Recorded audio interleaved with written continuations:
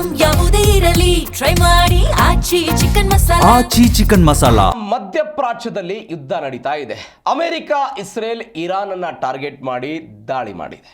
ಇವೆಲ್ಲವೂ ಆದ ನಂತರ ದುಬೈ ಸೇರಿದಂತೆ ಬೇರೆ ಬೇರೆ ದೇಶಗಳಲ್ಲಿ ವಿಮಾನಯಾನ ಸ್ಥಗಿತ ಆಗಿತ್ತು. ಇದೀಗ ದುಬೈನಿಂದ ತಾಯ್ನಾಡಿಗೆ ಕನ್ನಡಿಗರು ಆಗಮಿಸಿದ್ದಾರೆ. ದೇವನಹಳ್ಳಿ ಏರ್ಪೋರ್ಟ್ಗೆ ವಿಮಾನ ಆಗಮಿಸಿದೆ. ದುಬೈನಿಂದ 246 ಮಂದಿ ಪ್ರಯಾಣಿಕರು ಆಗಮಿಸಿರೋದು. ಎಮಿರೇಟ್ಸ್ EK566 ವಿಮಾನದಲ್ಲಿ ಕನ್ನಡಿಗರು ಬಂದಿದ್ದಾರೆ. ಇದೀಗ 3ನೇ ವಿಮಾನ ಬೆಂಗಳೂರಿಗೆ ಬಂದಿರುವಂಥದ್ದು. ಬೆಂಗಳೂರಿಗೆ ಬಂದಿದೆ ಎಮಿರೇಟ್ಸ್ ನಂಬರ್ EK566. ಈ ವಿಮಾನದಲ್ಲಿ ಬೆಂಗಳೂರಿಗೆ ಕನ್ನಡಿಗರು ಬಂದಿದ್ದಾರೆ.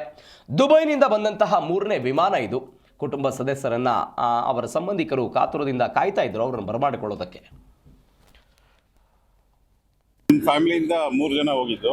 ನಮ್ಮ ಹೆಂಡತಿ ಮತ್ತು ಮಗ ಮತ್ತು ನಮ್ಮ ಅಣ್ಣನ ಮಗಳು 3 ಜನ ವೆಕೇಶನ್ ಅಂತ ಹೋದ್ರು. ಫ್ರೈಡೆ ಲಾಸ್ಟ್ ಫ್ರೈಡೆ ಶುಕ್ರವಾರ ಬೆಳಿಗ್ಗೆ ಹೊರಟಿದ್ದು. ಅಲ್ಲಿ ಹೋಗಿದ್ದು ಎಲ್ಲ ಚೆನ್ನಾಗಿತ್ತು. ಅವತ್ತು ಈವ್ನಿಂಗ್ಗೆ ರೀಚ್ ಆದರು.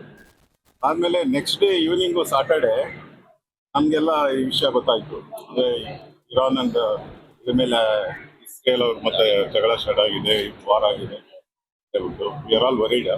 ಅವಾಗ ಅವರು ಆ್ಯಕ್ಚುಲಿ ದುಬೈಲಿ ಇರ್ಬೇಕಾದ್ರೆ ಅವ್ರಿಗೂ ಸೈಟಿಂಗ್ ಆಗಿದೆ. ಅಲ್ಲಿ ಮಿಸೈಲ್ಸ್ ಎಲ್ಲ ಫೈರ್ ಆಗೋದು able to see from the beach. ಅವಾಗ ನೋಡ್ಬಿಟ್ಟು ಅವ್ರಿಗೂ ಗೊತ್ತಾಗಿದೆ. ಬಟ್ ಅವತ್ತೇನು ಅಷ್ಟೊಂದು ಡಿಸ್ಟರ್ಬೆನ್ಸ್ ಇಲ್ಲ, ಎಲ್ಲ ಪೀಸ್ಫುಲ್ ಆಗೇ ಇತ್ತು. They spent a good time in Dubai global ಸಿಟಿನಲ್ಲಿ. ಅದಾದಮೇಲೆ ಮತ್ತೆ ರೂಮಿಗೆ ಬಂದರು. Sunday morning Sunday